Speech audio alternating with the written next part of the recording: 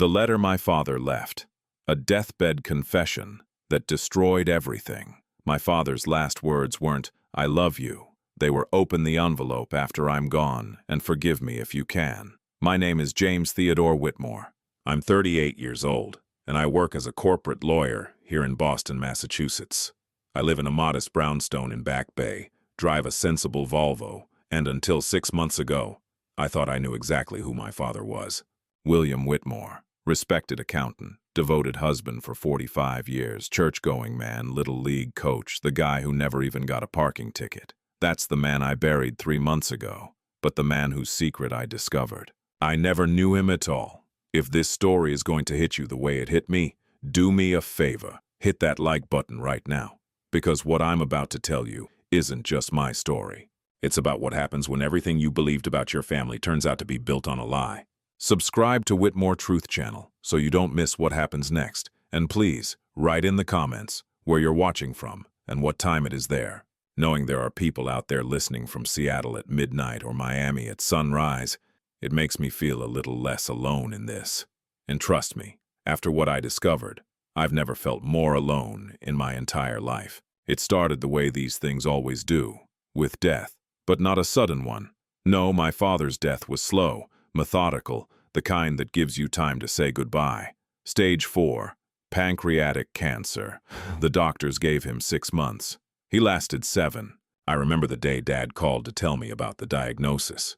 It was a Tuesday morning, September 12th. I was in my office on the 14th floor, reviewing contracts for a merger deal, when my phone rang. "Dad" flashed on the screen, which was unusual. My father never called during business hours. He was old school that way. Evenings were for family calls. "Hey, Dad, everything okay?" I answered, already feeling that prickle of intuition that tells you something's wrong. There was a pause, a breath. Then, "Son, I need you to come home, this weekend if you can. I need to tell you and your sister something." "What's going on? Are you all right?" Another pause. "Just come home, James. Please." That Saturday, I drove the 2 hours from Boston to our family home in Concord, New Hampshire. The house where I grew up, where Mom still lived, where Dad had lived his entire adult life after marrying her in 1978. A white colonial with black shutters, a maple tree in the front yard that we used to climb as kids, and a porch where Dad would sit every summer evening with his newspaper and a glass of iced tea. My sister Rachel was already there when I arrived. She's 35, 3 years younger than me, married with 2 kids, works as a nurse at Concord Hospital. She was sitting at the kitchen table with Mom, both of them with red eyes, tissues crumpled in their hands. What's going on?" I asked, feeling my chest tighten. That's when Dad walked in from the living room. He looked smaller somehow, like he'd already started disappearing. His shirt hung loose on his frame. Had he lost weight?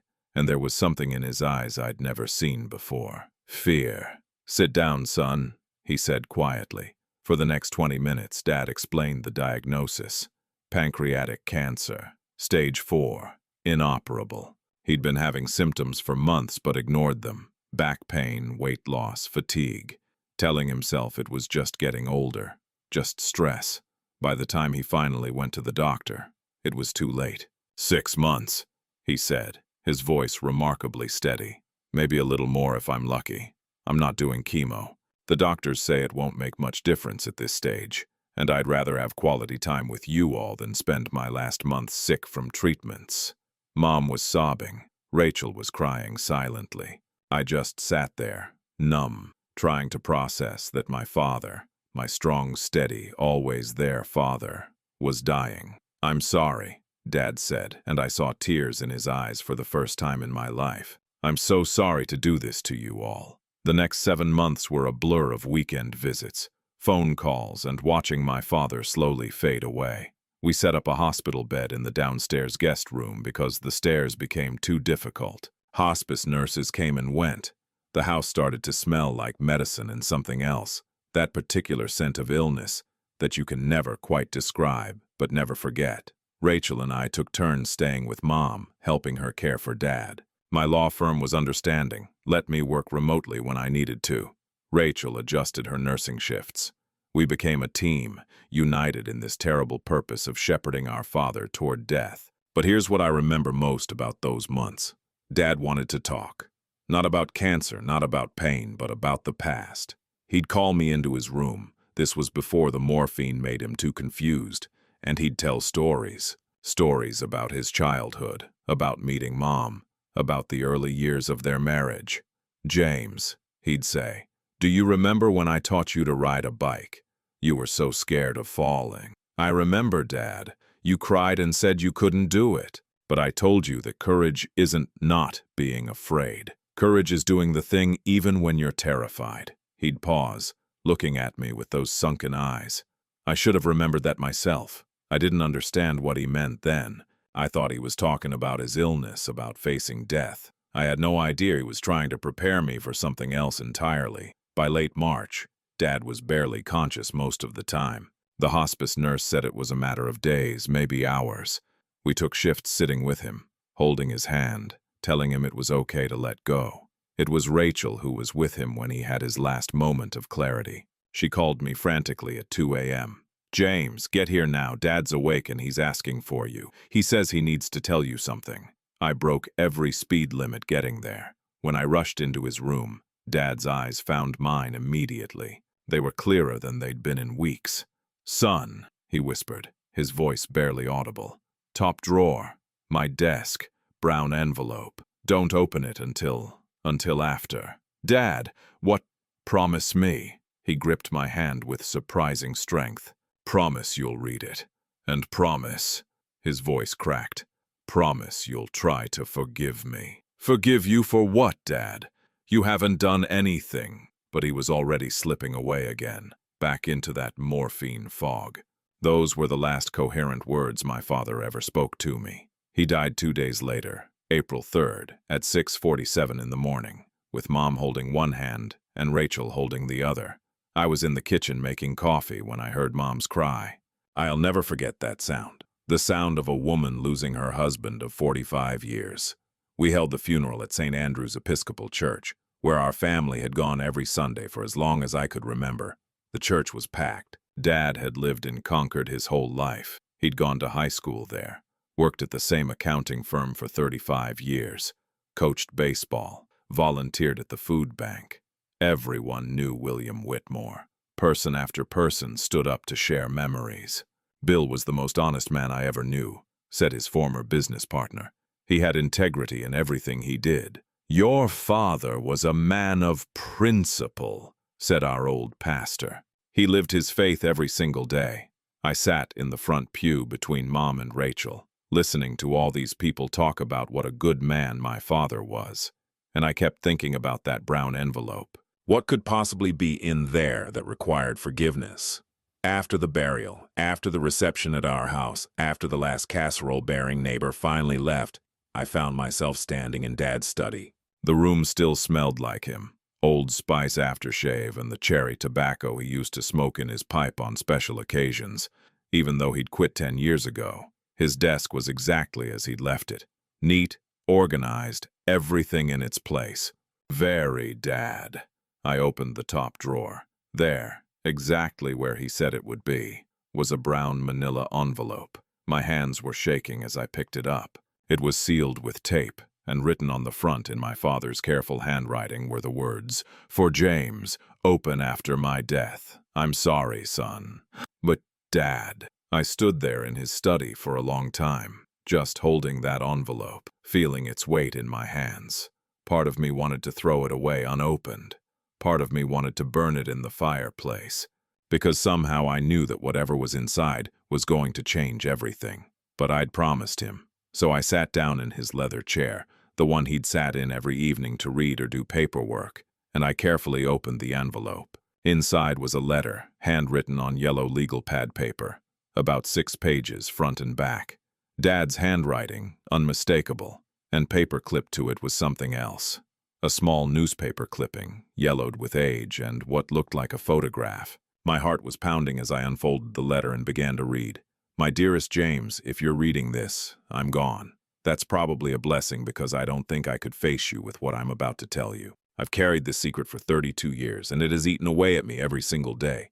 I told myself I was protecting the family, protecting your mother, protecting you and Rachel. But the truth is, I was protecting myself. I was a coward. On the night of October 15th, 1991, I killed a man. I stopped reading. My vision actually blurred for a moment. I had to read that sentence 3 times before it made sense. I killed a man. My father. My honest church-going, Little League coaching father had killed someone. I forced myself to keep reading, my hands shaking so badly the pages rattled. It was an accident, or at least that's what I've told myself all these years. But I'm not sure anymore if that makes it better or worse. Let me tell you what happened, and then you can judge me as I deserve to be judged. I sat in my father's chair, my hands gripping those yellow pages like they might blow away if I let go. Outside, I could hear Mom and Rachel in the kitchen, cleaning up after the funeral reception. Normal sounds, the clink of dishes, water running, low voices. They had no idea that in this room, everything we knew about our family was crumbling to dust. I kept reading. October 15th, 1991. You were 7 years old, James. Rachel was 4. Your mother was pregnant with what would have been your little brother. We lost him 2 weeks later, but that's another pain I've never been able to talk about.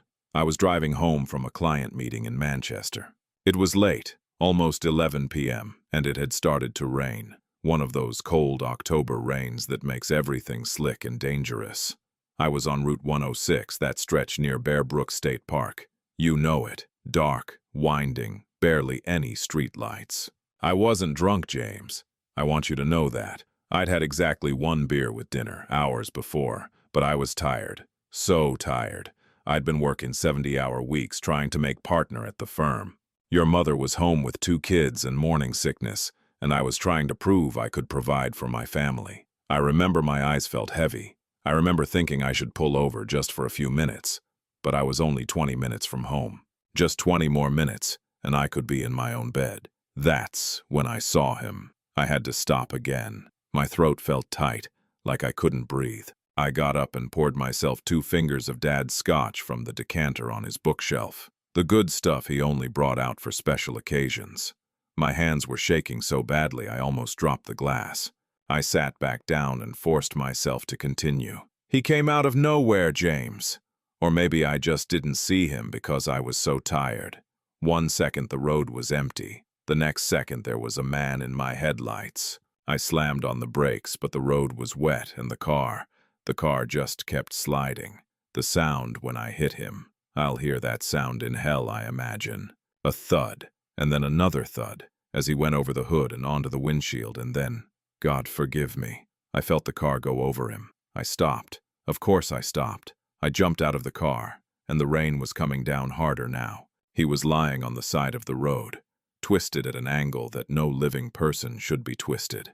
There was blood, so much blood, mixing with the rain on the pavement. I ran to him. I knelt beside him. He was still breathing, these shallow, gurgling breaths. His eyes were open, looking at me. He tried to say something, but blood came out of his mouth instead. Hold on, I told him. Hold on. I'm calling 911. Just hold on. But then something happened. James. Something I've replayed in my mind 1,000,000 times, and I still don't know if I'm remembering it right, or if my guilty conscience has changed the memory. He grabbed my wrist. The dying man grabbed my wrist, and he looked at me. Really looked at me. And I swear to God, he shook his head. Just a tiny movement, and his lips moved, and I think he was trying to say go. Maybe I imagined it. Maybe I just wanted to believe he was telling me to leave, because that's what I did, James. I got back in my car, and I drove away. I left that man dying on the side of the road in the rain, and I drove home to your mother. The glass of scotch fell from my hand, spilling across Dad's desk. I didn't even move to clean it up. I just sat there, staring at the words. My father was a hit-and-run driver. He'd left someone to die alone on a dark road. I told myself he was already dying. I told myself that even if I'd called 911, they wouldn't have gotten there in time. I told myself so many things, James. But the truth is, I was scared. Scared of losing my job, of going to prison, of destroying our family. I was a coward. I drove home. I parked the car in the garage. There was a dent in the front bumper and a crack in the windshield. but not as bad as you'd think. I went inside. Your mother was asleep on the couch, waiting up for me like she always did. You and Rachel were asleep upstairs. The house was quiet and warm and safe. I took a shower, a long shower. I watched the rain wash everything away.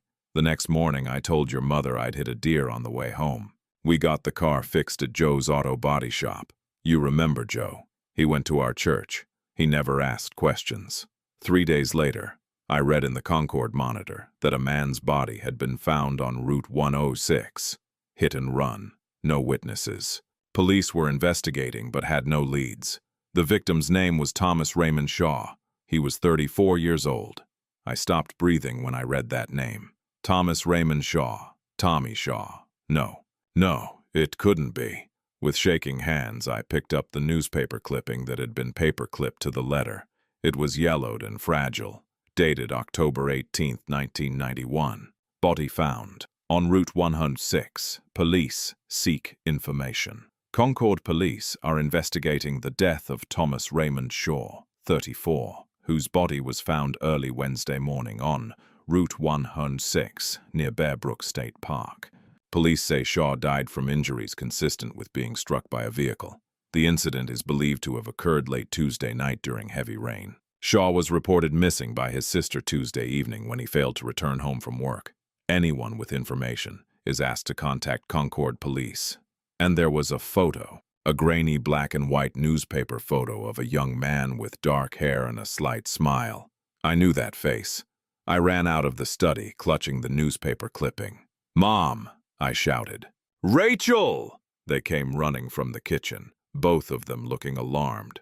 "James, what's wrong? You look like you've seen a ghost," Mom said, reaching for me. I held up the newspaper clipping with shaking hands. "Who is this? Tell me who this is." Mom took the clipping, squinted at it without her reading glasses. "Where did you find this? This is so old. Just tell me, please, who is he?" Mom looked closer, and I saw her face change. Oh my goodness, that's Tommy Shaw, your father's younger brother. He died in a car accident before you were born." "James, why?" "His brother." My voice came out as a whisper. "Dad's brother." Rachel took the clipping from Mom's hand. "Uncle Tommy. I thought he died in 1989, not 1991. "No, honey, it was 91. October of 91, Mom said, her eyes getting misty. "It was such a terrible time. Your father was devastated. They were very close, despite the age difference. Your dad was 10 years older. Tommy was the baby of the family. When he died, your father just..." She trailed off. "He was never quite the same after that. He blamed himself for not being there, for not protecting his little brother. I felt like I was going to be sick. Dad hadn't killed a stranger. He'd killed his own brother." I stumbled back to the study, to the letter. There were still 2 pages left. Mom and Rachel called after me, confused and concerned, but I closed the door and locked it. My hands were trembling so badly I could barely hold the pages. "By now you've looked at the newspaper clipping and the photo. By now you know what I couldn't write directly. I couldn't make myself form the words even after all these years. The man I killed was my own brother, your Uncle Tommy. He'd been drinking at McGillicuddy's bar in Manchester. The autopsy would later show his blood alcohol was .12. He'd called me earlier that evening, asking if I could pick him up. Said he didn't want to drive, but I was in my client meeting and I told him to take a cab. I told him I'd see him the next day. He must have decided to walk instead. Route 106 would have taken him most of the way home. He was renting a place in Concord at the time. It was only about 5 miles, in the dark, in the rain, on a road with no sidewalk. When I hit him, I didn't know it was Tommy. The rain was too heavy, it happened too fast. But when I got out of the car, when I knelt beside him, I knew that jacket. I'd given him that jacket for his birthday just 2 months before. A brown leather bomber jacket from Wilson's. And when he opened his eyes and looked at me, I saw recognition there. My little brother knew it was me who'd hit him. And I think, God, James, I think he was trying to tell me to go, to save myself, to not let me destroy my life for an accident. Or maybe that's just what I told myself so I could live with what I did next. I left him there. I left my own brother dying on the side of the road, and I went home to my wife and kids, and I never told anyone. Your grandmother, my mother, died 6 years later, never knowing what really happened to her youngest son. She thought it was some random drunk driver who was never caught. At Tommy's funeral, she held my hand and cried on my shoulder, and I comforted her. I comforted her, James, when I was the one who killed him. Your mother doesn't know. Rachel doesn't know. For 32 years, I've carried this alone, and it's killed me slowly, from the inside out. Every time someone mentioned Tommy, every time we visited his grave on his birthday, every time I saw your grandmother looking at his photo before she died, it was another piece of my soul rotting away. I told myself I was protecting the family, that the truth would destroy us, that it was better to live with the secret than to tear apart everything we'd built. But I was wrong, son. The secret destroyed us anyway. It destroyed me. Your mother lost the baby 2 weeks after Tommy's death. The stress, the grief, the guilt I was carrying that she didn't understand. You and Rachel grew up without your Uncle Tommy, who would have been an amazing uncle. He loved kids. He was funny and kind, and he played guitar, and he would have taught you how to fish, and I stole that from you, from all of us. I was crying now, tears dripping onto the yellow pages, smudging Dad's careful handwriting. Well, I know this is a terrible burden to give you, James. I know I have no right to ask anything of you, but I need you to know the truth. I need someone to know who I really was, not the man everyone thought they knew, but the coward who let his brother die alone and then lied about it for 3 decades. What you do with this information is up to you. You could go to the police. There's no statute of limitations on vehicular manslaughter with leaving the scene. I'd be prosecuted even after death, my name dragged through the papers, your mother and sister humiliated.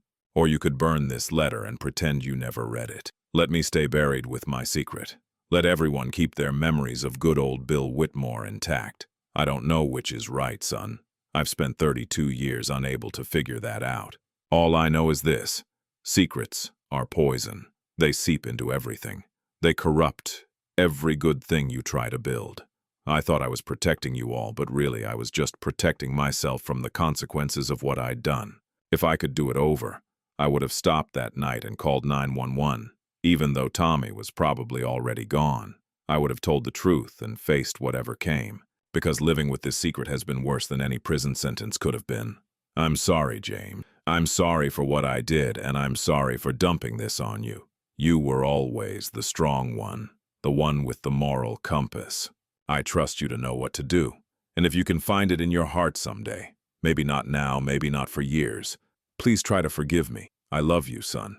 I love you and Rachel and your mother more than life itself. I just wish I'd been worthy of that love. Dad, I sat in that chair for hours until the sun started to set and the room grew dark around me. I read the letter 4 times, each time hoping I'd misunderstood somehow, but the words never changed. My father had killed his own brother and covered it up for 32 years, and now he'd made me the keeper of that terrible truth. I had a choice to make: protect my father's memory and my family's peace, or find out the full truth about what happened that night. But when I started digging, I discovered something that made the whole situation infinitely worse. My father hadn't told me everything, not even close. I must have sat there in the dark for 2 hours before Rachel finally knocked on the door. James, Mom's worried. You haven't come out and... Are you okay? I wasn't okay. I would never be okay again. But I opened the door and looked at my sister, my kind, caring nurse sister who still believed our father was a saint, and I couldn't tell her. Not yet. Not before I understood more. I'm fine, I lied. Just going through Dad's papers. There's a lot to sort out. Do you want help? No, I said too quickly. Then softer. No, I've got it. I just need some time. Rachel studied my face. She's always been able to read me better than anyone. James, what's wrong? You look like someone died. I mean, besides Dad. I almost laughed at that. Someone died. Yes, someone had died 32 years ago, and my father killed him. I'm just tired, Rach. It's been a long day. She didn't believe me, I could tell, but she nodded and squeezed my arm. Okay, Mom's making tea if you want some. And, James, whatever you found in there, we'll deal with it together, okay? After she left, I looked back at the desk, at the letter, the newspaper clipping, and the photograph. I picked up the photo. I'd barely looked at it before. It showed two young men, arms around each other's shoulders, grinning at the camera. One was clearly my father, probably in his mid-20s, with thick dark hair and a full face. The other was younger, leaner, with the same Whitmore nose and jawline, on the back, in faded ink. Bill and Tommy, July 1989. Brothers forever. 2 years before Tommy died. 2 years before my father killed him. I made a decision then, sitting in that darkening study. I couldn't burn the letter. I couldn't pretend I hadn't read it. Because my father was right about one thing. Secrets are poison. But I also couldn't go to Mom and Rachel. Not yet. Not until I knew more. I needed to find out exactly what happened that night. I needed to know if there was more to the story. Because something was nagging at me. Something in Dad's letter that didn't quite add up. Why had Tommy been walking along Route 106? His apartment in Concord was in the opposite direction from Manchester. If he was walking home from McGillicuddy's bar, he would have taken Route 3, not 106. Unless he wasn't going home. So where was he going? The next morning, I told Mom and Rachel I needed to go back to Boston for a few days, handle some work issues. Another lie. I was getting good at lying. Apparently, it ran in the family. Instead of going home, I checked into a hotel in Concord, the Granite State Inn, a budget place near the highway. I paid cash. I didn't want a credit card trail, though I wasn't sure why I was being so secretive. Maybe because I was planning to do something I knew was wrong. I was going to investigate my father's crime. I started with the obvious, the police report. I'm a lawyer, so I know how to access public records. I went to the Concord Police Department and asked to see the file on the Thomas Shaw hit and run from October 15, 1991. The desk sergeant, a woman in her 50s with tired eyes, typed into her computer. That's going to be in archives. Unsolved case from 91. Give me a few days to pull it. It's important, I said. I'm family. Tommy Shaw was my uncle. Her expression softened. I'm sorry for your loss, even if it was a long time ago. She made a note. Tell you what, come back Thursday. I'll have it pulled for you by then. Thursday was 3 days away. I couldn't just sit in a hotel room for 3 days. So I decided to visit McGillicuddy's bar. It was still there, surprisingly. A dive bar on the outskirts of Manchester, with neon beer signs in the windows and a gravel parking lot. At 11 a.m., the place was nearly empty. Just a few regulars nursing beers at the bar. The bartender was an older guy, probably in his 60s, with a gray beard and tattooed forearms. His name tag said, Mickey. Help you? He asked as I sat down. Beer, whatever's on tap. I needed something to make my hands stop shaking. He poured me a Sam Adams and slid it across the bar. You look like a man with something on his mind. I took a long drink. You been working here long. 34 years. Bought the place in 89. He grinned. Why, you looking for a job? No, I'm looking for information. About someone who used to drink here, back in the early 90s. Mickey's friendly expression became guarded. That's so. Tommy Shaw. You remember him? The name clearly meant something to Mickey. His face changed. Not exactly sad, but something complicated. Tommy Shaw. Yeah, I remember Tommy. Haven't heard that name in a long time. He died. Must be, 30 years ago now? Hit and run. Terrible thing. He was my uncle. Mickey's eyes widened slightly. Yeah, you look a little like him. Same eyes. I'm sorry, kid. Tommy was good people. Was he here that night? October 15th, 1991. You investigating his death or something? Something like that. Mickey studied me for a long moment, then nodded slowly. He was here, I remember, because the cops came around after, asking questions. Tommy came in around 8 p.m. Sat right where you're sitting, actually. Had a few too many, which wasn't unusual for Tommy. He was going through a rough patch back then. What kind of rough patch? Woman trouble, mostly. He'd been seeing somebody, real serious about her. But it was complicated. She was married and... Mickey stopped himself. Wait, why am I telling you all this? The man's been dead 30 years. Let him rest in peace. But I couldn't let it rest. Please, it's important. I need to understand what happened to him. Mickey sighed and refilled my beer without me asking. Tommy was a good kid, but he made some bad choices. This woman he was seeing, it wasn't right. Her husband was, well, let's just say he wasn't the kind of guy you want to cross. Tommy knew it was dangerous, but he couldn't help himself. Said he loved her. Said they were going to run away together. Something cold settled in my stomach. Do you remember her name? Never knew it. Tommy was real careful about that. Paranoid almost. Wouldn't even tell me, and I was like a brother to him. Mickey paused. The night he died, he got a phone call, around 10:30. Stepped outside to take it. When he came back in, he was all fired up, excited. Said she'd called him, said she was ready to leave her husband, told him to meet her. He threw some bills on the bar and practically ran out of here. Meet her where? He didn't say, but I remember thinking it was weird he was walking. His truck was in the lot, old Chevy pickup. I tried to stop him, told him he'd had too much to drink to be walking on those dark roads. But he said he'd be fine, said it wasn't far. My mind was racing. What time did he leave? Must have been around 10:45. Maybe 10:50. Mickey shook his head. That was the last time I saw him alive. Found out 2 days later he was dead. I did the math. Tommy left the bar at 10:50. My father hit someone around 11s.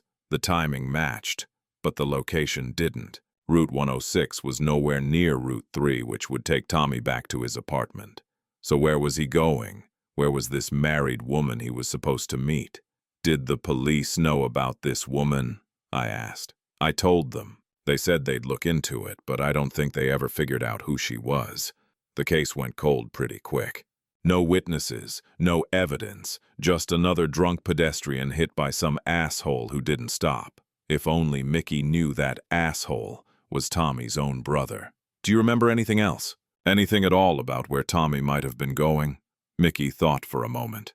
There was one thing. Before the phone call, Tommy was talking about going fishing. Said there was this spot near Bear Brook State Park, this little pond nobody knew about. Said his brother took him there when they were kids. He said that's where he'd proposed to his girlfriend by that pond. Said it was their special place. Bear Brook State Park. Route 106 runs right past Bear Brook State Park. Tommy wasn't walking home. He was walking to meet his secret girlfriend at their special spot, the place where my father used to take him fishing. And my father, driving home exhausted from his client meeting, had run him down on the way there. But that raised more questions than it answered. Who was this married woman? Did she actually call Tommy that night, or had someone else called him? And why didn't she come forward when Tommy died? Unless she couldn't come forward. Unless she had too much to lose. I left Mickey a generous tip and drove straight to the Concord Public Library. I needed to see newspapers from October 1991, not just the article about Tommy's death, but everything from that time. The library's microfilm room was empty except for an elderly librarian who showed me how to use the machine. I started with October 13th and began scrolling through. October 14th, nothing unusual. Local politics, school board meeting, a fire at a restaurant. October 15th, the day Tommy died. Just regular news, nothing that seemed relevant. October 16th, still nothing. October 17th, a small article on page 3 caught my eye. Local woman missing. Police are asking for help locating Jennifer Morrison, 32, who was reported missing by her husband Tuesday evening. Morrison was last seen leaving her home on Maple Street around 9 p.m. She's described as 5'6", 130 pounds, with blonde hair and blue eyes. Anyone with information should contact Concord Police. Tuesday evening, October 15th, the same night Tommy died. I kept scrolling. October 18th, the article about Tommy's body being found, and right below it, another article. The body of Jennifer Morrison, reported missing earlier this week, was found Wednesday afternoon in Bear Brook State Park. Police say Morrison died from a gunshot wound to the head in what appears to be a suicide. Her car was found nearby with a note inside. Police are not releasing details about the note's contents, but say there is no indication of foul play. My hands were shaking so badly, the microfilm blurred. Jennifer Morrison died the same night as Tommy, in Bear Brook State Park, near Route 106. Was Jennifer Morrison the married woman Tommy was meeting? And if so, what happened that night? Did she shoot herself before Tommy arrived? After? Did she even know Tommy was dead? I printed out both articles and went back to the microfilm for October 19th through October 25th, looking for any follow-up. On October 21st, I found it. Services were held Saturday for Jennifer Morrison, who died last week in an apparent suicide. Morrison is survived by her husband, Robert Morrison, and their 2 children. The family requests privacy during this difficult time. In lieu of flowers, donations may be made to the American Foundation for Suicide Prevention, Robert Morrison. I wrote down the name and went to the library's computer stations. A quick Google search brought up dozens of results. Robert Morrison had been a Concord police detective in 1991. Jennifer Morrison's husband was a cop whose wife was having an affair with Tommy Shaw, a cop who would have had every reason to want Tommy dead, a cop who would have investigated his wife's death and Tommy's death. Suddenly, this wasn't just about my father's terrible accident anymore. This was about something much bigger and much, much worse. I'd started investigating to understand my father's crime, but I'd uncovered something else entirely, a conspiracy that went to the very top of the Concord Police Department. And if I kept digging, I might find out that the hit and run wasn't an accident at all. I sat in that library for another 3 hours, digging through everything I could find about Robert Morrison and Jennifer Morrison. Robert Morrison joined the Concord Police Department in 1985, made detective in 1989. By all accounts, he was a good cop, several commendations, solved a major burglary ring in 1990, well respected by his peers. He retired in 2010 after 25 years on the force. Jennifer Morrison, née Jennifer Clark, married Robert in 1985. They had 2 children, a daughter born in 1986, a son born in 1988. She worked as a secretary at Concord Hospital. By all appearances, they were a normal, middle-class family. Until October 15, 1991, when everything fell apart. I found Jennifer's obituary from the Concord Monitor. Jennifer Ann Morrison, 32, of Concord, died October 15, 1991. Born in Nashua, she was the daughter of Harold and Mary Clark. She graduated from Nashua High School in 1977 and worked as a medical secretary at Concord Hospital. She is survived by her husband, Detective Robert Morrison, daughter Sarah, age 5, son Michael, age 3, her parents, and 2 sisters. A private funeral service will be held at White Pine Cemetery. Nothing in the obituary mentioned suicide. Nothing about the circumstances of her death. Just the bare facts, sanitized and safe. I looked up the case file request I'd made for Tommy's hit and run. The investigating detective listed on the initial report. Robert Morrison, the same man whose wife had died the same night. The same man who would have known about his wife's affair. The same man who investigated the death of his wife's lover. The conflict of interest was staggering. How had no one noticed? Or had they noticed and looked the other way? I needed to talk to someone who'd been on the force back then, someone who might remember the case, someone who might tell me the truth. It took me 2 days to track down Detective Linda Castellano. She'd worked with Morrison in the early 90s, retired in 2005, and now lived in a small house on the outskirts of Concord with about a dozen cats. She answered the door in sweatpants and a UNH t-shirt, a gray tabby cat winding around her ankles. "Yeah?" she said, not unkindly, just direct. "Detective Castellano, my name is James Whitmore. I'm a lawyer and I'm looking into an old case from 1991, the Thomas Shaw hit and run. I was hoping you might remember it." Her expression changed immediately. Not quite suspicion, but definitely wariness. "That was a long time ago. Why are you digging it up now? Thomas Shaw was my uncle. I just found some information, and I'm trying to understand what really happened that night." She studied me for a long moment, then sighed. "You better come in." Her living room was cluttered but clean, with cat toys scattered across the floor, and framed photos covering every surface. She gestured for me to sit on a worn couch while she settled into a recliner. "Tommy Shaw," she said quietly. "I remember that case. Hell, everyone who worked it remembers it. It was a clusterfuck from start to finish. Why? Because of Morrison. Bob Morrison. She shook her head. Look, Bob was a good cop. I worked with him for 10 years.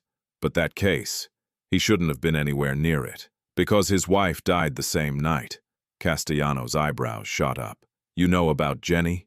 I know she died in Bear Brook State Park. Suicide, supposedly. The same night my uncle was killed on Route 106, right near the park. Supposedly, Castellano repeated, her voice heavy with meaning. That's the right word for it. My heart was racing.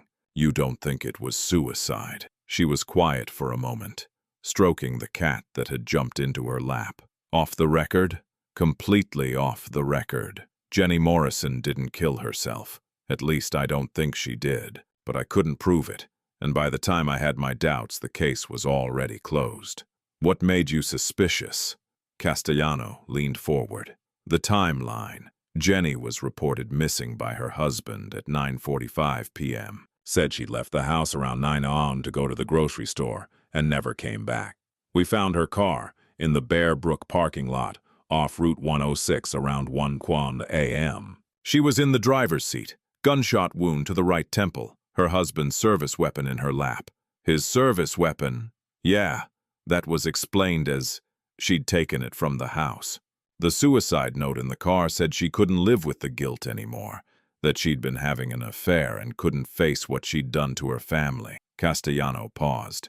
The note was typed, not handwritten, typed on an old typewriter, unsigned. I felt cold.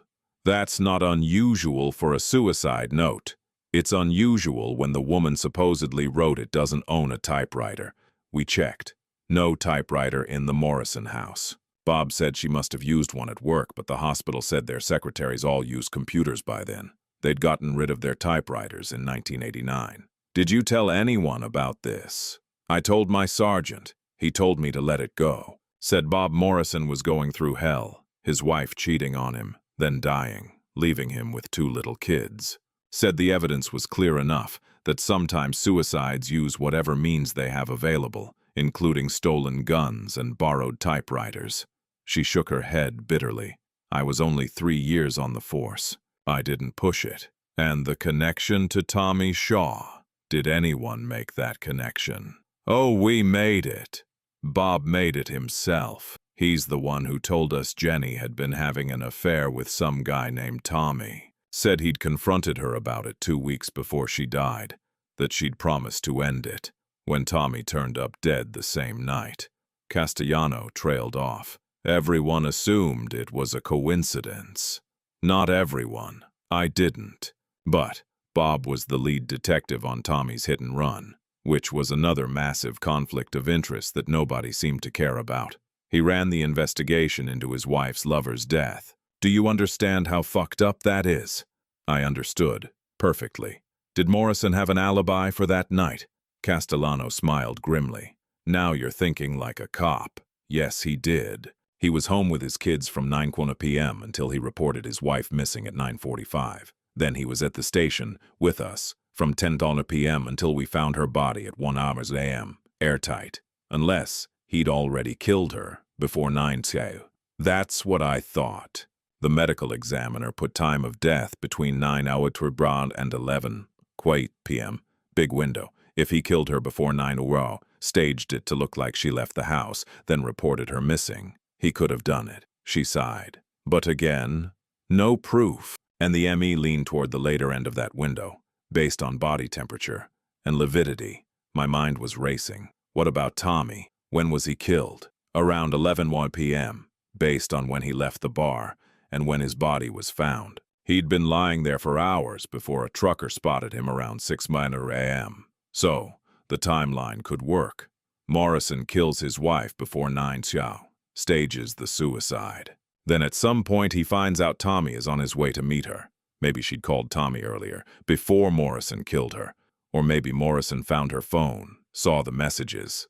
Either way, Morrison knows Tommy is walking to Bear Brook to meet his dead wife. Castellano was nodding slowly. And Morrison gets in his car, drives Route 106, and finds Tommy walking on the side of the road. We stared at each other, the horror of it settling between us. You think Robert Morrison ran down my uncle deliberately? I think it's possible. But James, even if it's true, we'll never prove it. There were no witnesses, no evidence. The car that hit Tommy was never found. We figured it was some drunk asshole who kept driving. Could have been anyone. She paused. Could have been Morrison in an unmarked car, who then drove straight to the station to establish his alibi. Did anyone check the unmarked vehicles? Bob did. He was the investigating detective, remember? He checked everything. The bitter irony in her voice was clear. I sat back, feeling sick. So he got away with it, with all of it. If he did it, and I'm not saying he definitely did, just that it's possible, then yeah, he got away with it. Sometimes bad people get away with bad things, especially when they have a badge. We sat in silence for a moment. Then I asked the question that had been gnawing at me since I left the library. Is Robert Morrison still alive? Last I heard. He's got to be, what, late 60s now? 70. I heard he moved to Florida after he retired. One of those cop retirement communities. Tampa, maybe, or Fort Myers. Do you know how I could find him? Castellano gave me a long, searching look. What are you planning to do, James? I don't know yet, but I need to hear his side of the story. I need to know what really happened that night. Be careful. If Morrison did what I think he did, he's a man who's killed at least twice to protect his secrets. That's not someone you want to corner. I stood up to leave, thanking her for her time. At the door, she stopped me. James, why now? Why dig all this up after 30 years? I hesitated. Then, my father died 3 months ago. He left me a letter, a confession. Her eyes widened. Your father was the driver. He thought he was. He thought he hit a stranger by accident and panicked, but now I'm not so sure it was an accident, and I'm not sure he was alone that night. Back at my hotel, I called my paralegal at the law firm. Sarah Chen had been with me for 5 years and was frighteningly good at research. Sarah, I need you to do something for me. Quietly. How quietly? Don't tell anyone, including our boss. This is personal. A pause. Okay. What do you need? I need phone records from October 15, 1991. 2 numbers, a home number for Robert Morrison in Concord and a bar called McGillicuddy's in Manchester. I need to know if Morrison's home number called the bar that night. James, phone records from 1991? That's going to be nearly impossible. Most phone companies don't keep records that old, and I know it's a long shot, but can you try? Please, she sighed. Give me a week, and you're going to owe me a very nice dinner for this. While I waited for Sarah to work her magic, I decided to tackle the one person I hadn't yet confronted with the truth. My mother. I drove back to the family house in Concord on a gray Saturday morning. Mom was in the garden, pulling weeds from around her roses. She looked up when she heard my car and smiled, waving. She looked so happy to see me, so unburdened. And I was about to destroy that. James! I wasn't expecting you. Rachel said you were swamped with work. She pulled off her gardening gloves and hugged me. Are you eating enough? You look thin. Mom, we need to talk. Inside. Something in my voice made her smile fade. What's wrong? In the kitchen. I made us both coffee, while Mom washed the dirt off her hands. We sat at the same table, where Dad had told us about his diagnosis just 7 months ago. Mom, I need to ask you about Uncle Tommy. She looked surprised. Tommy? Why are you asking about him? That was so long ago. I found something in Dad's study, a letter and a newspaper clipping about the night Tommy died. Mom's face went very still. What kind of letter? Mom, did you know Dad was the one driving the car that hit Tommy? The coffee cup fell from her hands, shattering on the kitchen floor. Neither of us moved to clean it up. What? No, that's not possible. Your father would never. He wrote it all down, a full confession. He hit Tommy on Route 106 the night of October 15th, 1991. He didn't know it was Tommy at first because of the rain, but when he got out of the car, he recognized him, and then he left. He left his own brother dying on the side of the road. Mom was shaking her head, tears streaming down her face. No, you're wrong. You must have misunderstood. I didn't misunderstand, Mom. I have the letter. He explains everything. Let me see it.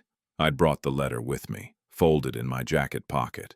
I handed it to her and watched as she read, her face crumbling with each paragraph. When she finished, she just sat there, staring at the pages, tears dripping onto the yellow paper. "Did you know?" I asked quietly. "Did you suspect?" "No." Her voice was barely a whisper.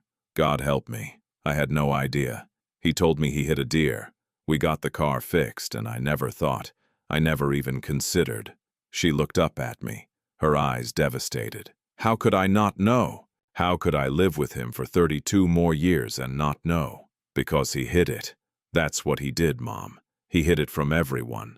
But Tommy was his brother, his little brother. How could he just leave him there? She was sobbing now, huge gasping sobs. How could he go to Tommy's funeral and lie to everyone? How could he hold your grandmother while she cried and never tell her the truth? I moved around the table and held her, letting her cry against my shoulder. When she finally calmed down enough to speak, she pulled back and looked at me. "What are you going to do? Are you going to the police?" "I don't know yet. Mom, there's more.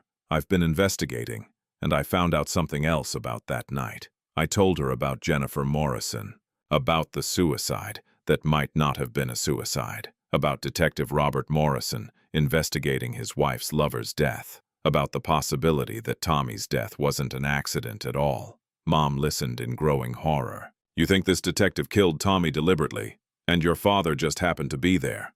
"I don't know. That's what I'm trying to figure out. But Mom, I need to ask you something. That night, October 15th, 1991, do you remember anything unusual? Anything at all about Dad's behavior?" She thought for a long moment, wiping her eyes with a dish towel. "He came home late, around midnight, I think. I was asleep on the couch.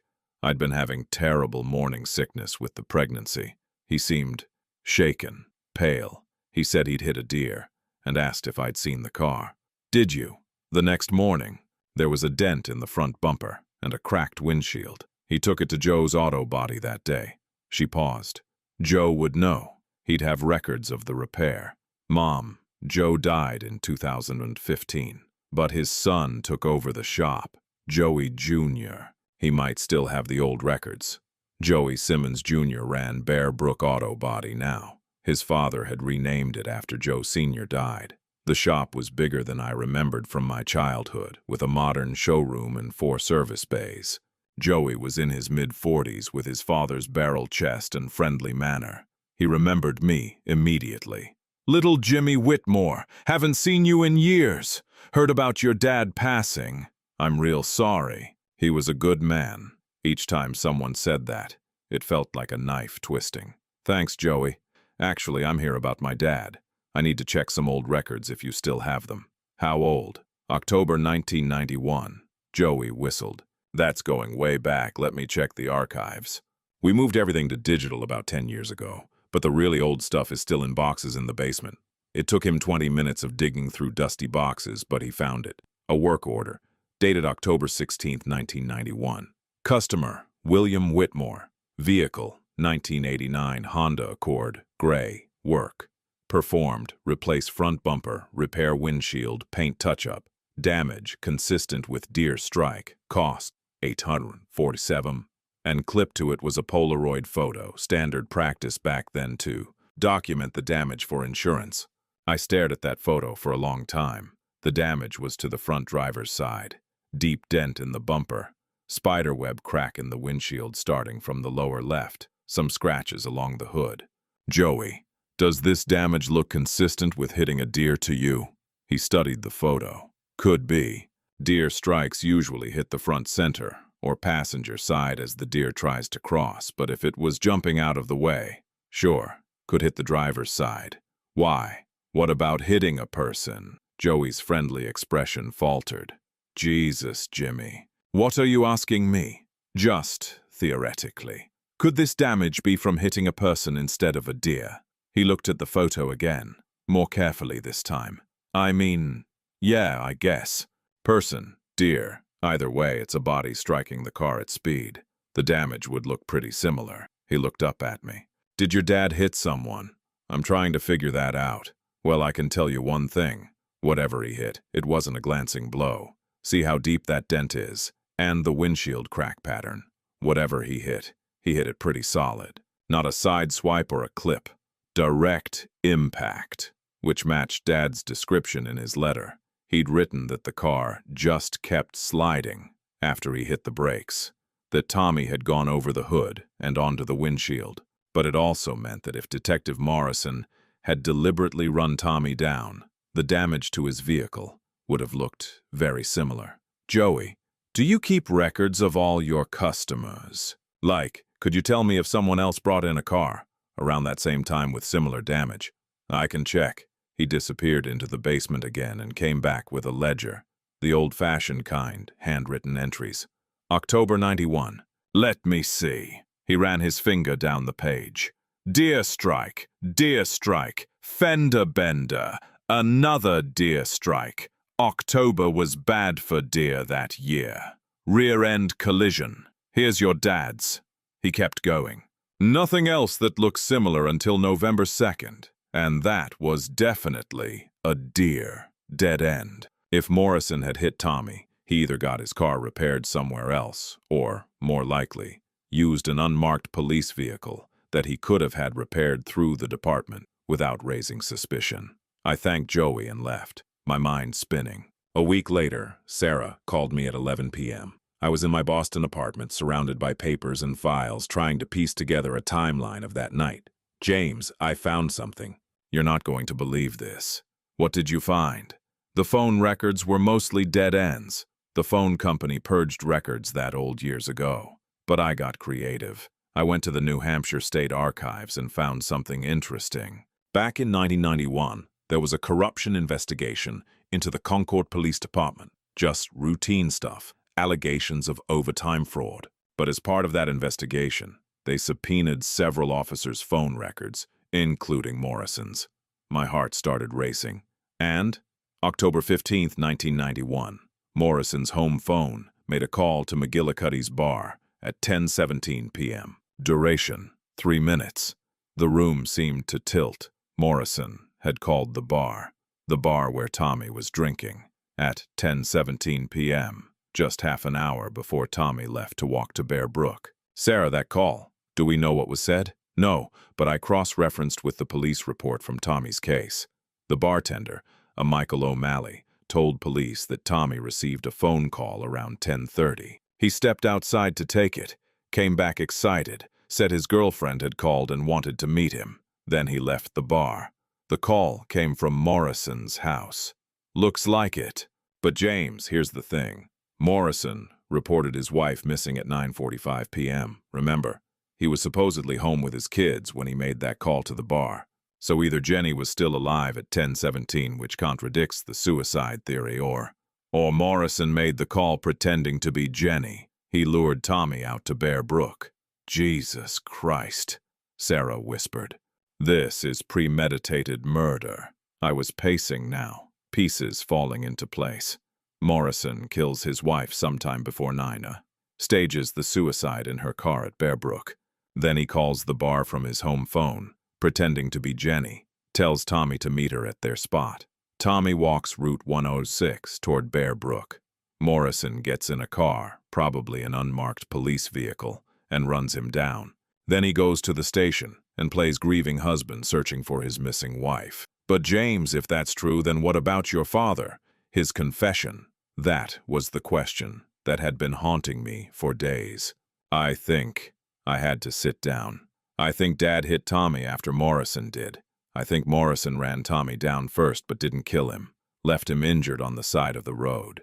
And then Dad came along 15 or 20 minutes later and hit him again, finished what Morrison started. Oh my God, don't you see? That's why Tommy was already twisted, at an angle that no living person should be twisted. Dad's words from the letter. That's why Tommy was grabbing Dad's wrist and trying to say something. Maybe he was trying to tell Dad what happened. Maybe he was trying to say who hit him first. This is insane, James. You have to go to the police. And tell them what? That I have a 30-year-old confession from my dead father, a theory based on phone records, and a retired cop's suspicion. There's no physical evidence, no witnesses. Everyone involved except Morrison is dead. So what are you going to do? I looked at the airline confirmation on my laptop screen. I'd booked it 3 days ago. I'm going to Florida. I'm going to talk to Robert Morrison face to face, and I'm going to get him to tell me the truth. I flew to Fort Myers with a digital recorder in my pocket and a plan that terrified me, because I wasn't just going to ask Morrison what happened. I was going to tell him I knew everything, and I was going to watch his reaction when I mentioned the one detail I'd discovered that proved, beyond any doubt, that he'd murdered my uncle. The question was, would I make it out of his house alive? Fort Myers in November is hot and humid, nothing like New Hampshire's crisp autumn. I rented a car at the airport and drove to Pelican Bay, one of those retirement communities built specifically for former law enforcement. Gates, security, golf courses, and a bunch of ex-cops with too much time on their hands. I'd found Morrison's address through a PI. I'd hired another expense I couldn't really afford, but I needed to know I had the right place. Robert Morrison lived at 2847 Sandpiper Lane, a beige stucco house with a red tile roof and a well-maintained lawn.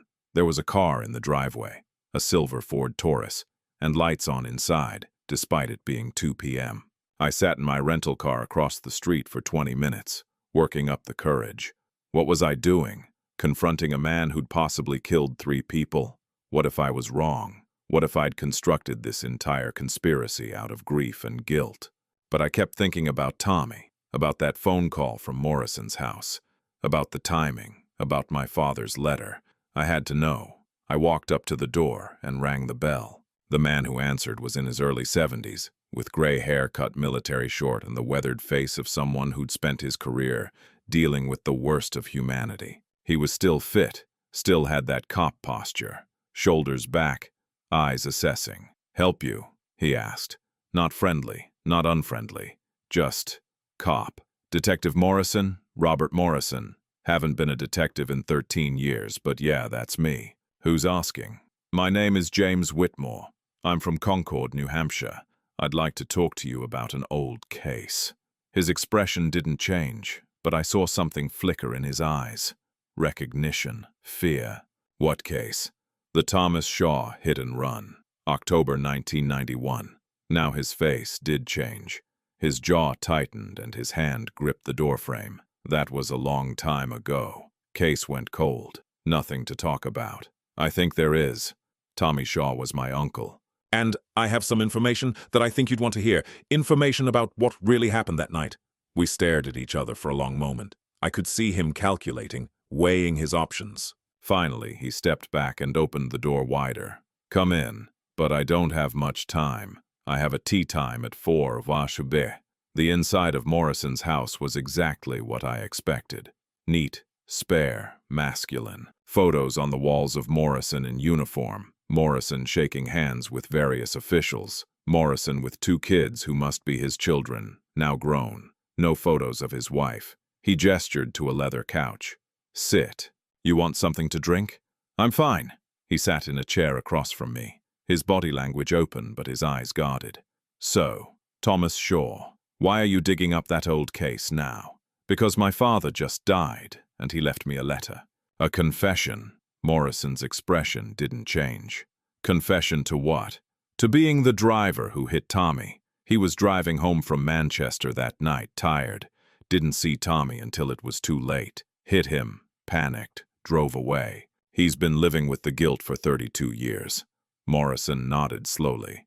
"And you came all the way to Florida to tell me this why? So I can arrest your dead father?" "No. I came because I've been investigating and things don't add up. I think there's more to the story." "What doesn't add up?" This was it. The moment. I took a breath. "Your wife died the same night, Jennifer, in Bear Brook State Park. Same stretch of road where Tommy was killed. Ruled a suicide, but there were problems with that conclusion. The gun was yours. The note was typed, unsigned. No typewriter in your house." Morrison's face had gone very still, very cold. "You need to leave now. Tommy was having an affair with your wife. You knew about it. You confronted her. And on October 15th, you killed her. Staged it to look like suicide. Then you called McGillicuddy's bar from your home phone at 10:17 p.m. pretending to be Jenny and lured Tommy out to Bear Brook. And when he was walking on Route 106, you ran him down. Morrison stood up. He was bigger than me, and even at 70, he looked like he could handle himself. Get out of my house, now. My father hit Tommy after you did. Tommy was still alive. That's what my father wrote. He tried to help, but Tommy died. My father thought he killed him, but he didn't. You did. My father just hit a body that was already dying. I said get out. Morrison's voice was low, dangerous.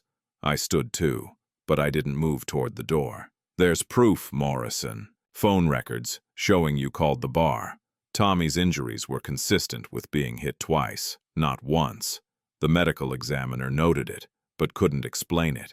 Your partner, Detective Castellano, she suspected you from the beginning. She just couldn't prove it. Linda Castellano had a vendetta against me because I got the promotion she wanted. She saw conspiracies everywhere. Then explain the phone call. Explain why you called the bar where Tommy was drinking. 30 minutes before he left to walk toward the spot where he died. 30 minutes before your wife's body was discovered. Morrison moved fast. Faster than a man his age should move. He grabbed me by the jacket and shoved me against the wall, his forearm across my throat. You don't know what the fuck you're talking about, he hissed, his face inches from mine. You come into my house, accuse me of murdering my wife, of murdering some piece of shit who was fucking her behind my back. So, you admit you knew about the affair. He released me with a shove and turned away, running his hands through his hair. When he turned back, his eyes were wet. Of course I knew. I'm a cop. I've been a cop for 40 years. You think I couldn't tell when my own wife was stepping out on me? So you killed her? No. He sat down heavily. No, I didn't kill Jenny. As much as I wanted to, as much as I fucking hated her in that moment, I didn't kill her. She killed herself. I don't believe you. I don't give a shit what you believe. Jenny found out she was pregnant. 4 months pregnant. And it wasn't mine. We hadn't slept together in 6 months. It was his. That piece of shit Tommy Shaw knocked up my wife. I hadn't known about the pregnancy. That wasn't in any of the reports. Morrison continued, his voice raw. She called him that night. Not me. Her. She called Tommy and told him about the baby. Told him they needed to talk. Set up a meeting at their spot in Bear Brook. Then she took my gun, and she drove there and she fucking shot herself. Left me with 2 kids and a house full of secrets. How do you know she called him? You weren't there. Because I checked the goddamn phone records. That's what detectives do. I saw the call from our house to McGillicuddy's at 10:17. I saw how long it lasted. I knew it was her saying goodbye, setting up one last meeting with her lover before she ended it all. You investigated your wife's death. You investigated her lover's death. You had every reason to want them both gone. And I would have done it if I thought I could get away with it, Morrison shouted. You think I didn't want to kill Tommy Shaw. You think I didn't fantasize about running that motherfucker down. But I didn't do it. Some other driver, your father apparently, beat me to it. Karma maybe, or God's justice. I don't know. But it wasn't me. He sat there breathing hard and I realized he was crying. This tough old cop was crying. I lost everything that night, he said quietly. My wife, my marriage, my reputation. Because everyone knew about the affair, everyone whispered. My kids grew up without a mother. And I've spent the last 32 years wondering if I could have stopped it. If I'd been a better husband, maybe she wouldn't have strayed. If I'd paid more attention, maybe I would have seen she was suicidal. I sat back down on the couch, my own certainty crumbling. You didn't call the bar pretending to be her. No, she called him herself. And then she drove to Bear Brook and waited for him to show up. Except he never made it because your father hit him first. We sat in silence for a moment. The autopsy, I said finally. Tommy's autopsy noted injuries consistent with 2 separate impacts. Morrison nodded. I saw that in the report. I thought maybe he'd been hit, got up, tried to move, and got hit by a second car. It happens. People clip a deer. The deer runs off injured, gets hit by another car an hour later. Same principle. But what if it wasn't 2 separate cars? What if someone hit him, left him there injured, and my father came along and hit him again, minutes later? Then your father would have seen the first car, would have maybe called 911 because there was obviously an accident scene. Unless the first driver moved Tommy, dragged him from the initial impact site to a different spot on the road. Morrison stared at me. Why would someone do that? To make sure the job was finished, to put him in the path of oncoming traffic. You said it yourself. Tommy's injuries were consistent with 2 impacts. What if the first driver hit him, knocked him to the shoulder, and then came back and dragged him back onto the road so he'd get hit again? That's elaborate. Morrison stopped. That's premeditated. Yes, but who? If not me, then who would want Tommy Shaw dead badly enough to do that?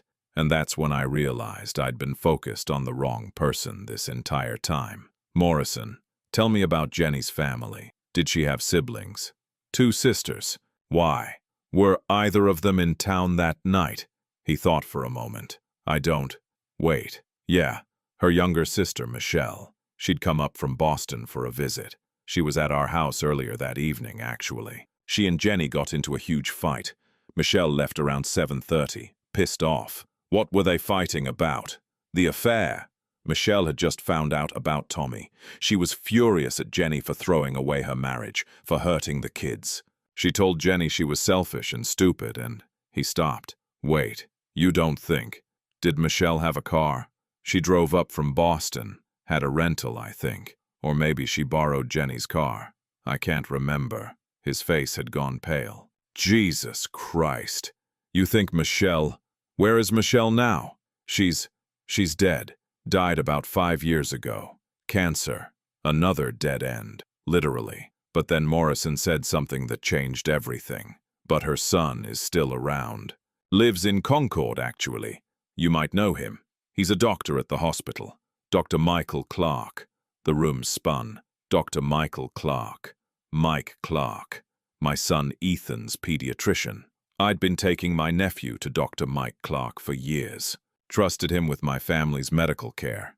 Never knew he was related to Jennifer Morrison. Never knew his mother had been there the night Tommy and Jenny died. And I definitely didn't know that he'd been following my investigation from the very beginning, until I got back to my hotel and found him waiting in my room. I drove back to my hotel in a daze, Morrison's words echoing in my head. Dr. Mike Clark. Jennifer Morrison's nephew, Michelle's son. Mike Clark had been Ethan's pediatrician for 3 years before I moved to Boston. Kind, patient, excellent with kids. Rachel still took her children to him. He'd come to Dad's funeral, shook my hand. Told me what a good man my father was.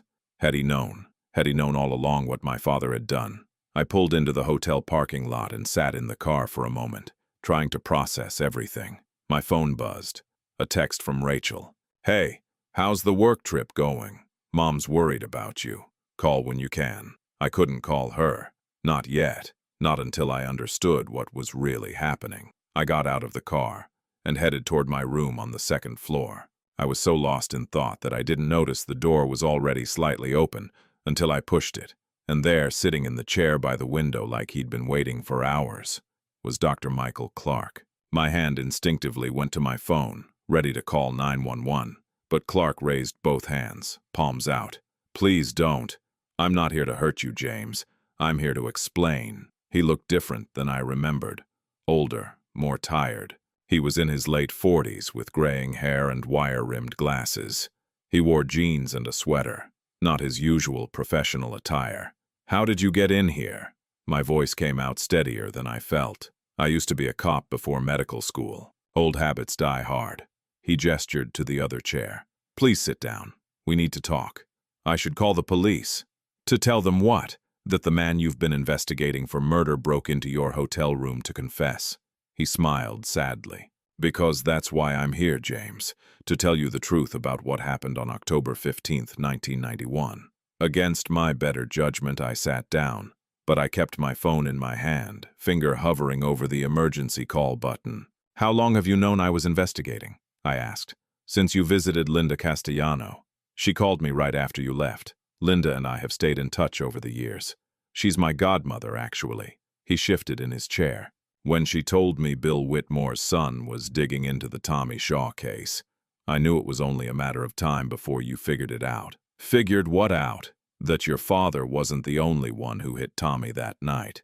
The room felt too small, too hot. It was you.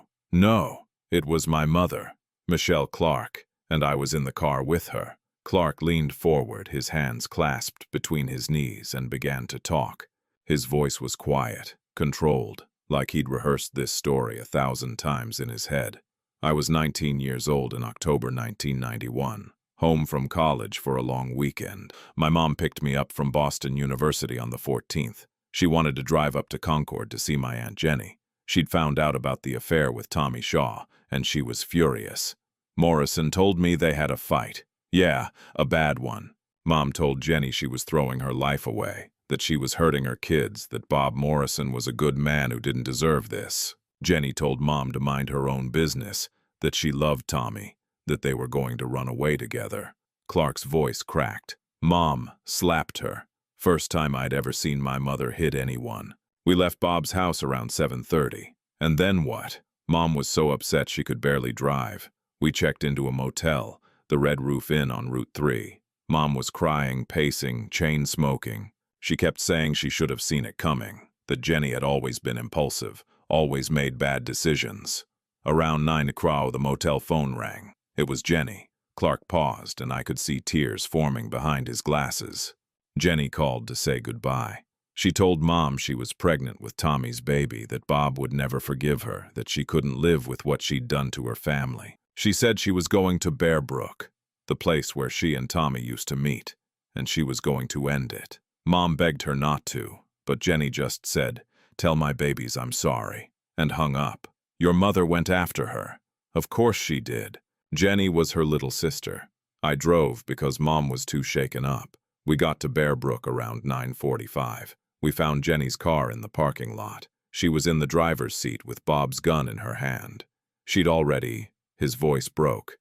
She'd already pulled the trigger. There was so much blood. I felt sick.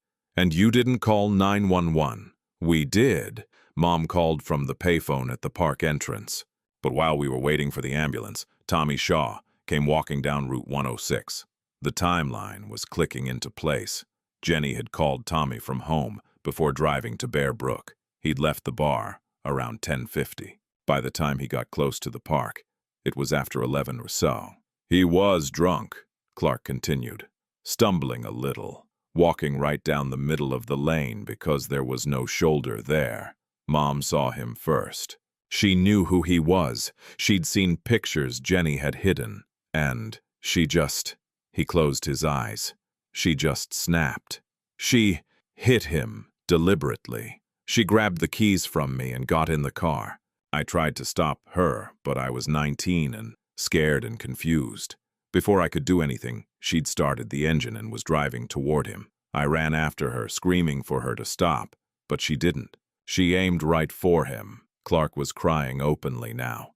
The impact was horrible. Tommy went flying. He hit the windshield and rolled off the hood. Mom stopped the car about 50 feet past him. I caught up to her, and she was just sitting there, hands on the wheel, staring straight ahead. He killed her, she kept saying. He killed my baby sister. But Jenny killed herself. Try telling that to a woman who just watched her sister blow her brains out. Mom wasn't thinking rationally. In her mind, Tommy Shaw had destroyed Jenny's life, gotten her pregnant, made her suicidal. He was responsible, even if he didn't pull the trigger. What happened to Tommy? Clark swallowed hard. I ran back to where he'd landed. He was alive, barely. Broken bones, internal bleeding, but alive. He was trying to talk, bubbles of blood on his lips. I'm a pre-med student. I knew first aid. I was trying to help him, and then he stopped, unable to continue. Then my father came along. I finished quietly. Clark nodded. About 10 minutes later, I heard the car coming, and I tried to wave them down to get help. But whoever was driving was going too fast, not paying attention, and they hit Tommy again. Direct hit. I jumped back just in time, or they would have hit me too. The car didn't stop. No, it just kept going. I watched the taillights disappear down the road. Clark looked at me with devastated eyes. Your father's hit probably killed Tommy instantly. The first hit, my mother's hit, would have killed him eventually, but slowly. Your father ended his suffering in a way. I didn't know whether that made it better or worse. Mom was paralyzed, Clark continued. She just sat in the car, not moving, not speaking. I went back to her and I made a decision. A terrible decision that I've regretted every day since. You helped her cover it up. I was 19 years old, and my mother had just committed vehicular homicide right in front of me. My aunt had just killed herself. I was in shock. So yes, I helped her. We drove the car, my mom's rental, back to the motel. There was damage to the front end, blood on the bumper. We cleaned it as best we could in the motel parking lot, using towels and water from the ice machine. Then we switched the rental out at the airport the next morning, claiming we'd hit a deer. By the time the police connected Tommy's death to Jenny's suicide, we were back in Boston, and nobody ever questioned us. Morrison investigated the case, and he suspected his wife had something to do with luring Tommy out there. But he never suspected my mom. Why would he? She had an alibi. She was at the motel with me when Jenny died and when Tommy was hit. At least that's what we told the police. The motel clerk confirmed we'd checked in, but not what time we'd left or come back. We sat in silence. The full picture was finally clear. Jenny Morrison had called Tommy from her home, told him about the pregnancy, arranged to meet him at Bear Brook. Then she'd driven there and killed herself before Tommy arrived. Michelle Clark and her son Michael had found Jenny's body. When Tommy came walking down the road, Michelle, in a moment of grief-fueled rage, had run him down. Then my father, driving home, tired and distracted, had hit Tommy's body a second time and panicked. 4 people were there that night. 2 of them died. 2 of them fled, and my father spent 32 years thinking he was solely responsible. Why are you telling me this now? I asked. Clark wiped his eyes.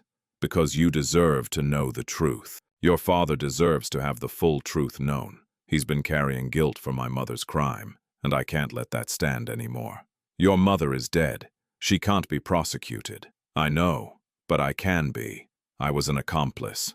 I helped cover up a crime. I lied to police. There's no statute of limitations on that. He stood up. I've written a full confession, every detail.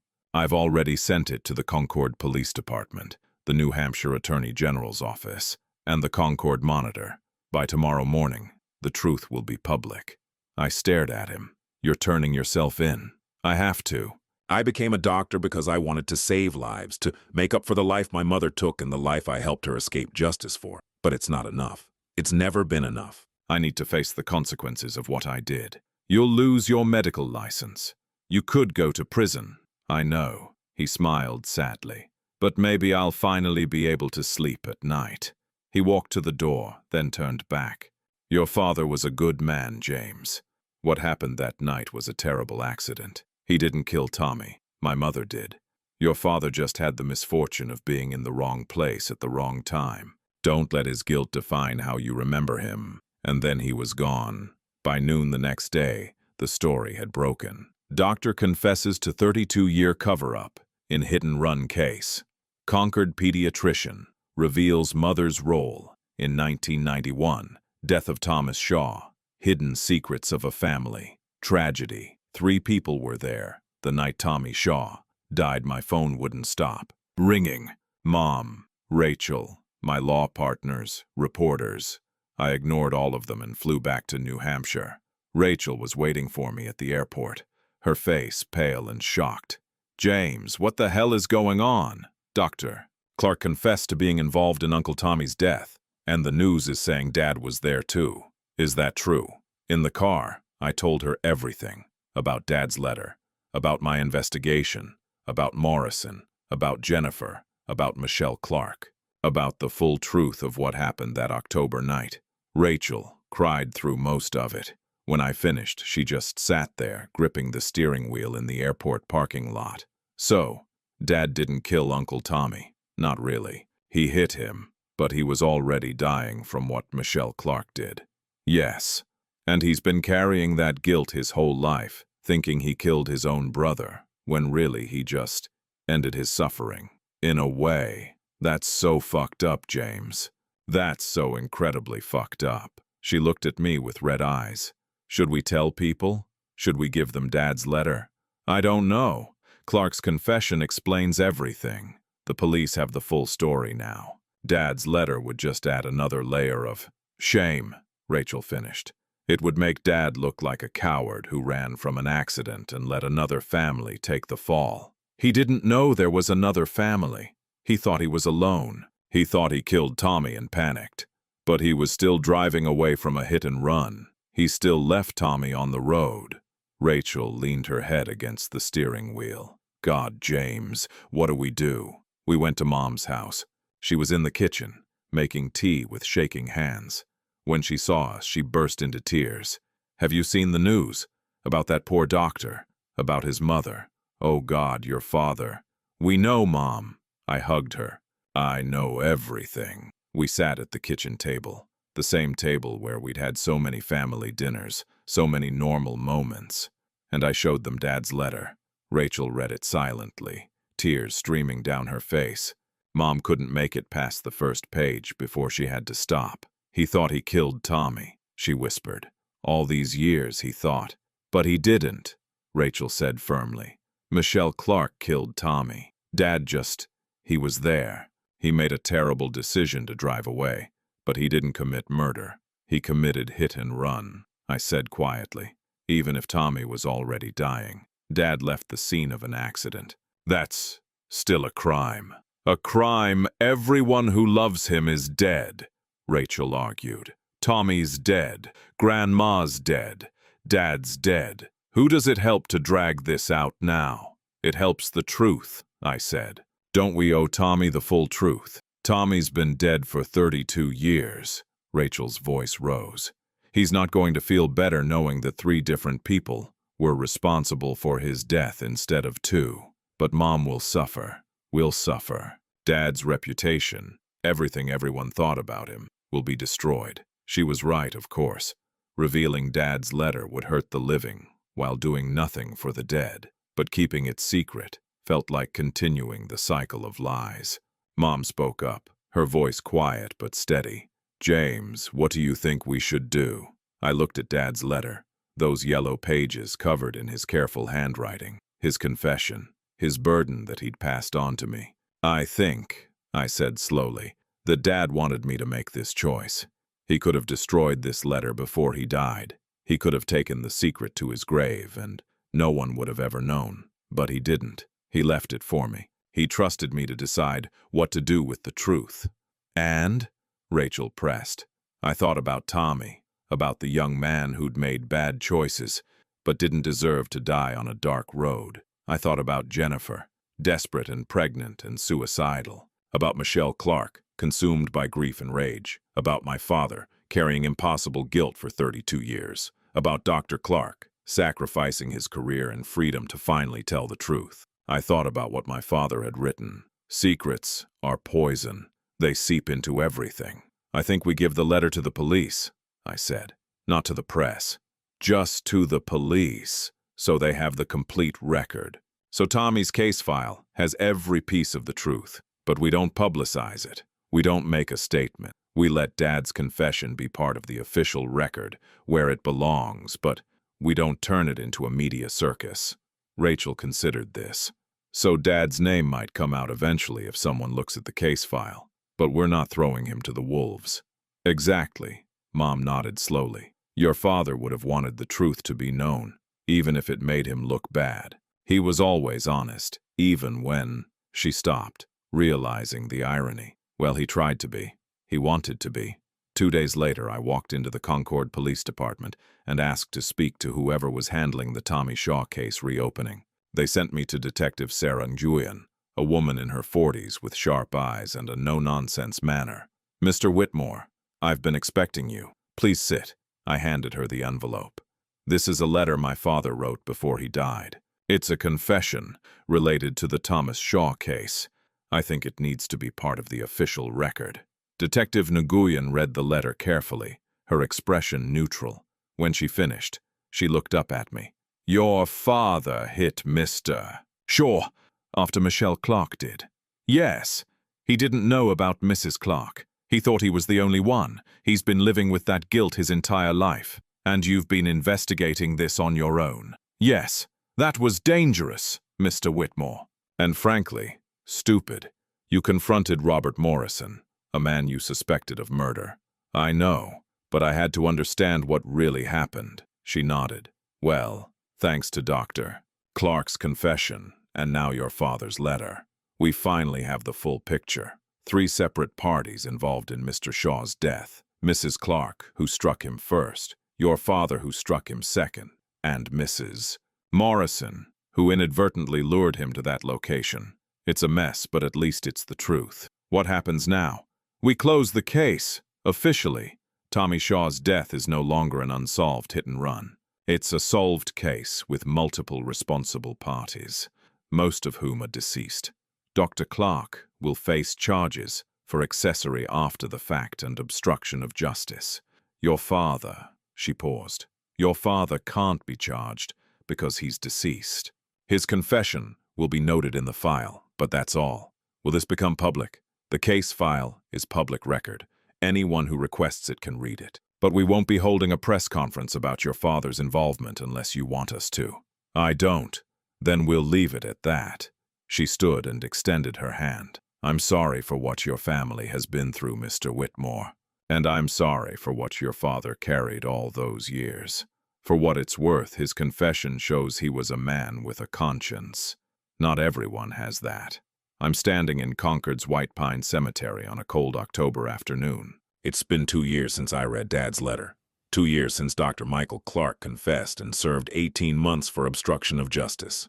2 years since the truth about Tommy Shaw's death finally came to light. The cemetery is quiet except for the wind rustling through the trees. I'm standing between 2 graves. On my left, William James Whitmore, 1951-2023. Beloved husband, father, and friend. On my right, Thomas Raymond Shaw, 1957-1991. Gone too soon, never forgotten. Uncle Tommy's grave used to have a simple stone that said, "Hit-and-run victim, justice denied." After everything came out, the family replaced it with a new stone, one that tells a different story. I place flowers on both graves.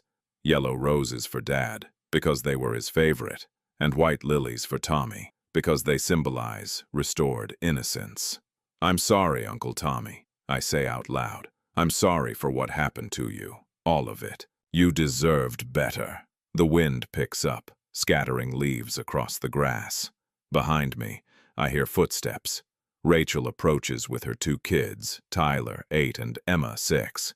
They're carrying small pumpkins decorated with markers. We made these in art class, Emma announces. Grandpa would have liked them. He would have loved them, sweetheart. I agree. Mom appears next, walking slowly. She's aged in the past 2 years. The revelations took their toll, but she's still here. Still strong. She places a hand on Dad's headstone. "Hello, Bill," she whispers. "We miss you." Dr. Michael Clark was released from prison 6 months ago. He lost his medical license but found work as a counselor at a youth addiction center, helping kids make better choices than he did. He wrote me a letter last month, thanking me for pursuing the truth. He said it freed him in a way he never expected. Detective Morrison still lives in Florida. We don't talk, but he sends a card every year on the anniversary of Jenny's death. Just a simple card that says, "Remembering." I think he's made his own kind of peace with what happened. As for me, I left my corporate law job. I work now for a nonprofit that helps families navigate the criminal justice system when their loved ones are involved in unresolved cases. I help them find the truth, whatever that truth might be. Because I learned something from all of this. The truth is complicated and messy and rarely satisfying, but it's still better than living with lies. My father wasn't a perfect man. He made a terrible decision on a rainy October night. He left his brother dying on the side of a road and lied about it for 32 years. Those are facts. Those are the truth. But he was also a man who coached Little League, who worked hard to provide for his family, who loved his children and his wife, who carried a secret that ate him alive because he had a conscience. Those are also facts, also truth. People are complex. Good people do bad things. Bad decisions don't erase good lives. And sometimes the most loving thing you can do is tell the truth, even when it's painful. Tyler tugs on my sleeve. Uncle James, why are there two headstones? Because this is Grandpa's grave, and this is his brother Tommy's grave. The one who died in the accident? Yes. Were they friends? I think about the photo I found in Dad's study. Two young men, arms around each other, grinning at the camera. Brothers forever. They were best friends, I tell Tyler, and Grandpa missed him every single day. Emma places her decorated pumpkin on Dad's grave. Tyler puts his on Tommy's. Now neither of them has to be alone, Emma declares with the simple wisdom of a 6-year-old. Mom smiles through her tears. That's right, baby. Now they're together again. We stand there for a while, a family gathered at the graves of two men whose lives were tied together by tragedy and secrets, and ultimately by love. The sun is setting, casting long shadows across the cemetery. Rachel's kids run off to explore, their laughter echoing among the stones. Mom links her arm through mine. Did we do the right thing? She asks quietly. Telling the truth? I think about it, about all the pain the truth caused, about the revelations that shattered comfortable lies, about my father's reputation, forever complicated by his confession. But I also think about Dr. Clark, finally free from his burden, about Tommy's grave with a new stone that tells the real story, about the case file, finally complete after 32 years. Yeah, Mom, I think we did. She squeezes my arm. Your father would be proud of, for being brave enough to seek the truth, for being strong enough to share it. We walk back toward the car, leaving the brothers behind in the fading light. Tomorrow will bring new challenges, new questions. But tonight I feel something I haven't felt in 2 years. Peace. Not the peace of forgetting, not the peace of ignorance, the peace of knowing the truth, carrying it, and moving forward anyway. If you're still with me after this long journey, thank you. Thank you for listening to my story, my family's story, about secrets and lies and the courage it takes to face the truth. I learned something important through all of this. Everyone is carrying secrets. Everyone has shame they've buried. Everyone has made decisions they regret. My father's secret destroyed him slowly from the inside. He thought he was protecting us by hiding the truth, but really he was just protecting himself from the consequences of his actions. If you're carrying a secret, if you're living with guilt over something you did, I want you to know, the truth might be painful, but it's less painful than the slow poison of secrecy. Talk to someone, find a therapist, tell a trusted friend. Write it down, whatever it takes to let it out, because secrets don't protect the people we love. They just isolate us from them. My father wrote in his letter that he trusted me to know what to do with his confession. I chose to pursue the truth, even when it was messy and complicated. You might make a different choice. That's okay. Every situation is different. But whatever you decide, don't let secrets define your life. Don't let guilt consume you. Find a way to make peace with your past, even if that means facing difficult truths. If this story resonated with you, if it made you think about your own family's secrets or your own buried shame, please hit that like button. It means more than you know to this lawyer-turned-storyteller. Subscribe to the Whitmore Truth Channel. I share stories like this, stories about real families dealing with real secrets every week. And please, tell me in the comments where you're watching from and what time it is there. Are you listening from Seattle at 2 a.m., unable to sleep because your own past haunts you? Or from Miami at noon on your lunch break thinking about secrets you've kept? Let me know. We're all in this together, trying to make sense of messy lives and complicated truths. And if you've been affected by anything in this story, if you need to talk to someone about hit-and-run cases, about suicide, about family secrets, please reach out. The National Suicide Prevention Lifeline is 988. Hit-and-run victim support services exist in every state. You're not alone. Thank you for walking this difficult path with me. Thank you for witnessing my father's story and my Uncle Tommy's story and my family's journey from secrets to truth. If you can, support this channel with a super thanks. It helps me keep telling these stories, keep pursuing truth, keep believing that honesty, no matter how painful, is better than the alternative. I'm James Whitmore, and this has been my story, my father's story, my family's truth. Until next time, be kind to yourselves, be honest when you can, and remember, the truth may hurt, but secrets destroy. Take care, everyone.